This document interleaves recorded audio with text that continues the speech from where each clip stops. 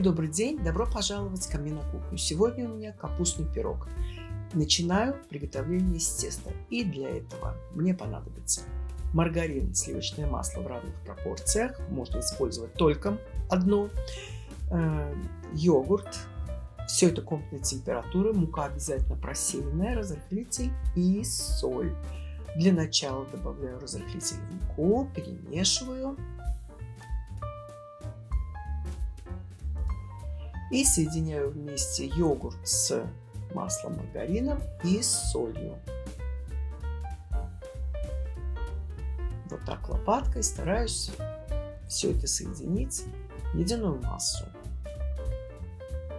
Далее постепенно добавляю муку.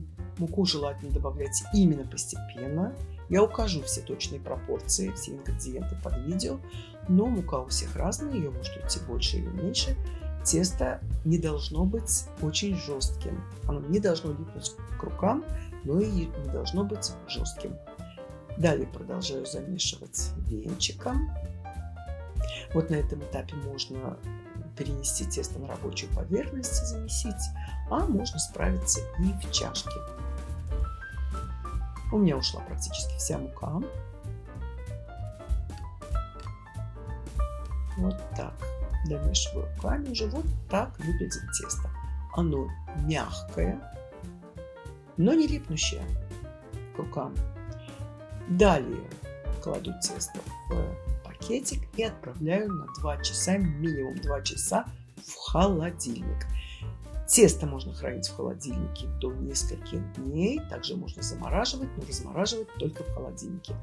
Вот эти ингредиенты мне понадобится для начинки. Вначале ставлю казанчик, немножко растительного масла и нагреваю. Лук, морковка на терку, лук кубиками, капуста нашинкованная, соль, молоко, сваренные вкрутую яйца, перец. Добавляю топленое масло в казан, разогреваю его немного и начинаю поджаривать лук.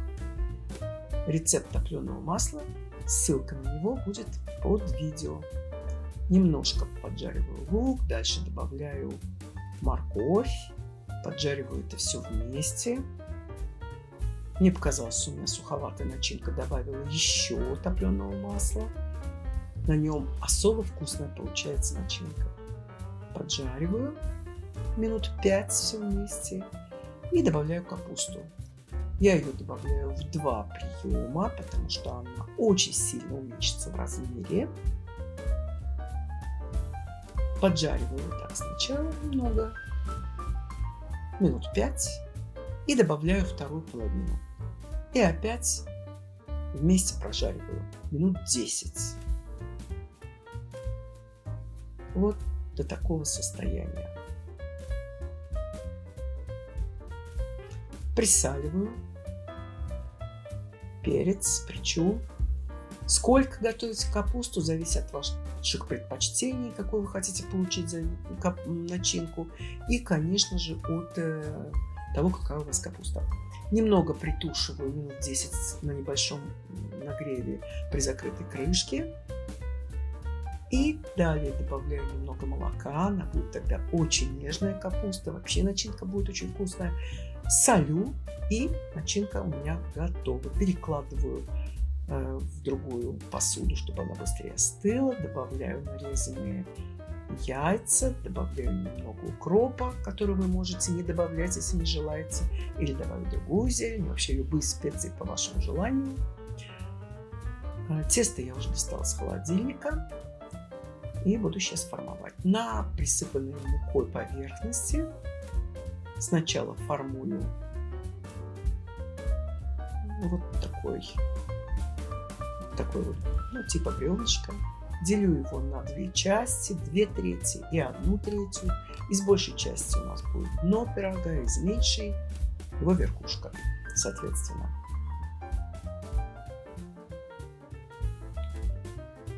И вот так сначала руками разминаю, а потом начинаю раскатывать скалкой. И стараюсь раскатывать. Постоянно с мукой работаю. И раскатываю от центра к краям. периодически переворачивая тесто. Переношу готовое тесто на поверхность. Печь я буду в пиццепечке.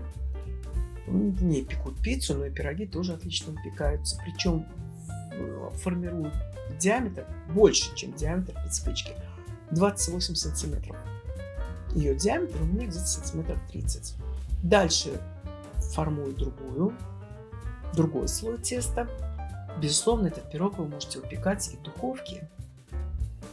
Если вы хотите его выпечь на стандартном противне, то надо увеличить количество всех продуктов на 1/3.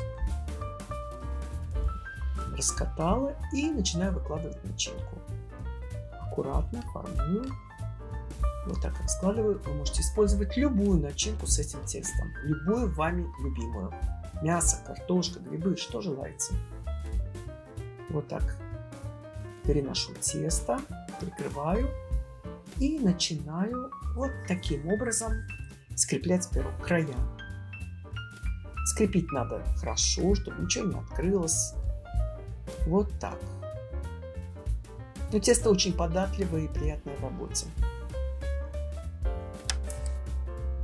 Делаю отверстие посередине для выхода пара и закрываю пиццепечку. Включаю и пеку 20 минут. Еще 10 минут у меня пирог постоял в выключенном машине.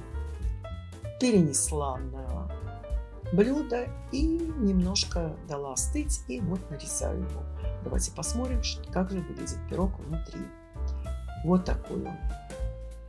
Много начинки, очень нежный. Тесто как слоеное, очень вкусное и много-много сочной начинки. На этом у меня все. Спасибо, что были с нами. Всего самого доброго.